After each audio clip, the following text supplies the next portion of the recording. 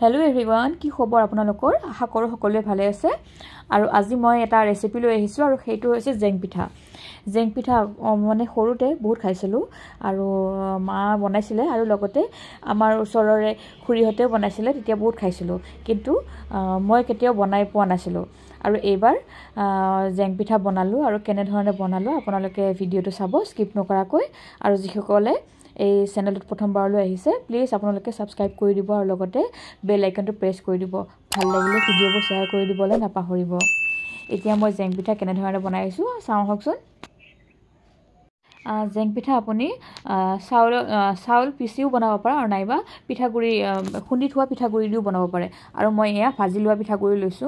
আৰু ভাজি লোৱা পিঠাগুৰিত গুটি গুটি থাকে জেং পিঠা বনালে আপোনাৰ সেই গুটি গুটি থাকিব নালাগিব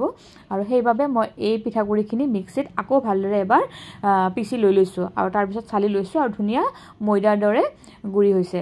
আৰু ইয়াতে মই জোখমতে নিমখ দি দিছো আৰু লগতে দিছো অকমান বেকিং সোডা দিলে জেং পিঠাখিনি ক্ৰিস্পি হৈ উঠে সেইভাবে বেকিং সোডাটো দি দিছো আৰু এতিয়া মই ইয়াতে পানী মিহলাই লৈ লম প্ৰথমতে মই যেটো কাপেৰে এক কাপ পিঠাগুৰি লৈছিলো সেই কাপটোৰে এক কাপ পানী লৈ লৈছো আৰু নিমখ আৰু সোডাখিনি পিঠাগুৰিৰ সৈতে ভালদৰে মিহলাই লৈ লৈছো এতিয়া মই ইয়াতে অলপকৈ পানী দি যাম একেবাৰে গুটিখিনি পানী নিদিব নহলে পিঠাগুৰিবিলাক লাম্পছ নাইবা গুটি হৈ যাব আৰু জেং পিঠাকেইটা ভাল নহব আৰু সেইভাবে মই অলপকৈ দি গৈছো আৰু যেহেতু পিঠাগুৰিখিনি মই ভাজি লোৱা সেইভাবে ইয়াতে পানী অকন বেছি লৈছে আপুনি চাউল গুৰি কৰি ললে বা পিঠাগুৰি কেঁচা পিঠাগুৰি থাকিলে পানী অকমান কম পৰিমাণৰ হলে হৈ যাব মই ইয়াতে এক কাপ পানী দি ললো তাৰ আৰু এক কাপ লৈছিলো আৰু সেই কাপৰ মানে 4 ভাগৰ 3 ভাগ ব্যৱহাৰ হৈছে আৰু পিঠাগুৰিৰ মিশ্ৰণখিনি ভিডিও দেখুৱাৰ দৰে পাতল হলে হৈ যাব আৰু বহুতে হাতেৰে বা আঙুলিৰে পিঠাটো বনায় কিন্তু মই আঙুলিৰে নবনা মই পাইপিং বেগেৰে বনাম যেটো আমি কেকত ব্যৱহাৰ কৰো এতিয়া মই দুটা বাটি লৈ লৈছো আৰু বাটিটোত অলপ মই পিঠাগুৰিৰ মিশ্ৰণখিনি দি দিম কাৰণ মই পিংক আৰু ব্লু দুটা কালাৰটো বনাম আপুনি নিজৰ পছন্দ অনুযায়ী যি কোনো কালাৰ দি এই পিঠাগুৰিখিনি বনাব পাৰে আৰু আপোনাৰ তাত কালাৰ যদি নাথাকে তেতিয়া হলে আপুনি অকমান হালধি গুৰি দিও এই পিঠাকেইটা বনাব পাৰে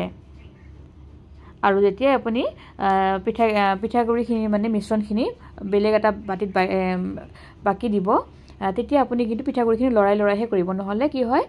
পিঠাগুৰিখিনি তলত থাকি যায় আৰু পানীখিনি ওপৰত আহি যায় তেতিয়া জেং পিঠাকেইটা ভাল নহয় এতিয়া মই পিংক কালাৰটো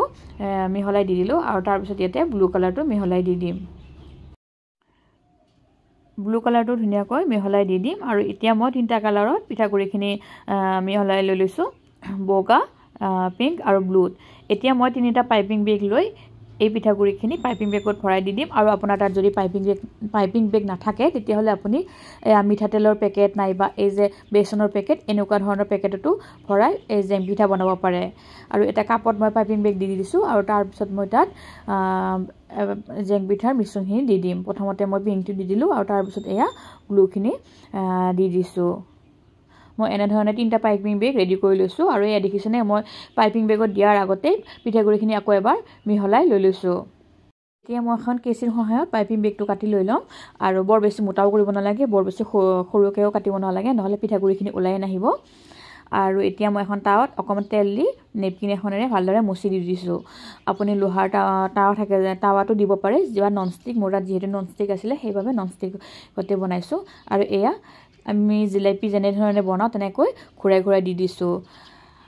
জেং পিঠা আপুনি নিজৰ পছন্দ অনুযায়ী যেনেকুৱা ধৰণৰ ইচ্ছা তেনেকুৱাকৈ ভাজ দিব পাৰে আপুনি স্কয়াৰ সাইজতো নেকি দিব পাৰে নাইবা জিলাপি শেপতো দিব পাৰে আৰু গেছটো মই মিডিয়াম টু লো মানে হাই ফ্লেমত দিয়া নাই কমত ৰাখিছো কমতো নহয় মানে মিডিয়ামৰ পৰা মানে কমৰ মাজত ৰাখিছো আৰু তেতিয়া পিঠাকিটা যেতিয়া অকমান হৈ আহে মানে একদম ক্ৰিস্পি হ'ব দিব নালাগে ক্ৰিস্পি হলে মানে কি হয় আপুনি ভাজ দিয়াত আপোনাৰ মানে ভাজ দিয়াত দিগদাৰ হৈ যাব আৰু সেইভাবে যেতিয়া অকমান হৈ আহিছে আৰু টাৱাৰ পৰা এৰি দিছে তেতিয়া ভিডিও দেখুৱাৰ দৰে মই প্ৰথমতে এটা ভাজ দি দিছো আৰু তাৰ পিছত আন এটা ভাজ দি দিছো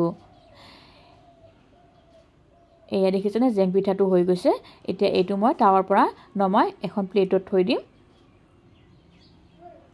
বহুতে হাতেৰে বনালে বৰ ধুনিয়া হয় কিন্তু মই পাইপিং বেগেৰে বনাইছো আৰু এই পিঠাটো প্ৰেক্টিছৰ ওপৰতহে আপোনাৰ ধুনিয়া হৈ আহে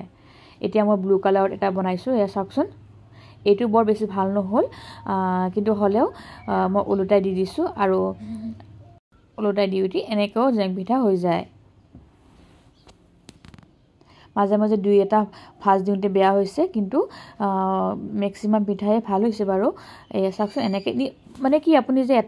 এটা হিচাপতে যে ভাজ দিব সেইটো নহয়, নিজৰ পচন্দ অনুযায়ী যেনেকৈ ইচ্ছা তেনেকৈ ভাজ দি ল'ব পাৰে।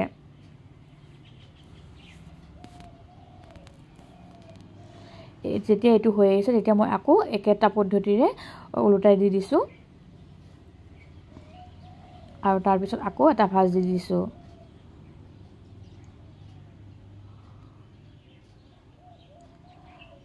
জেং পিঠাখিনি বৰ ধুনীয়া কোমল হৈ আছে। এয়া এনেধৰণে মই গোটেইখিনি জেং পিঠা বনাই যাম।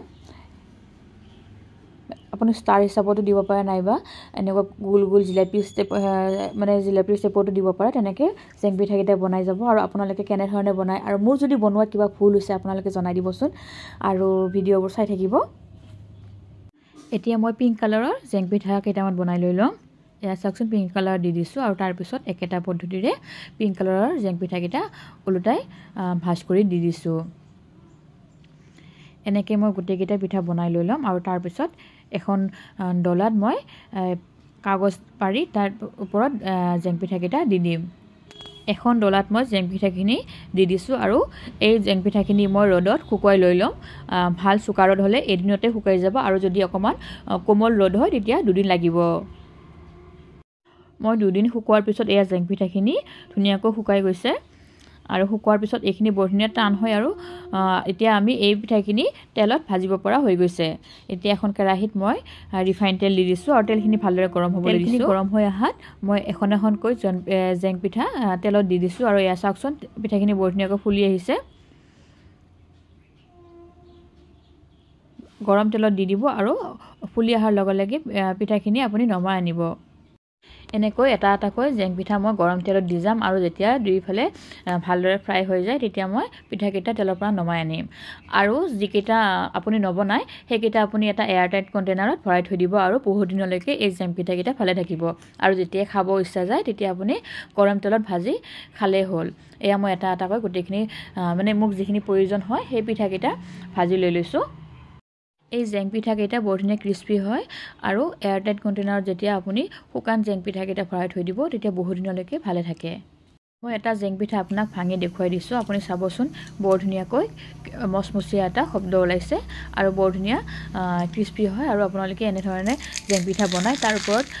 স্প্ৰিংকলছ দিব পাৰে, মানে চাট মছলা বা জালুকৰ গুড়ি দিও খাব পাৰে।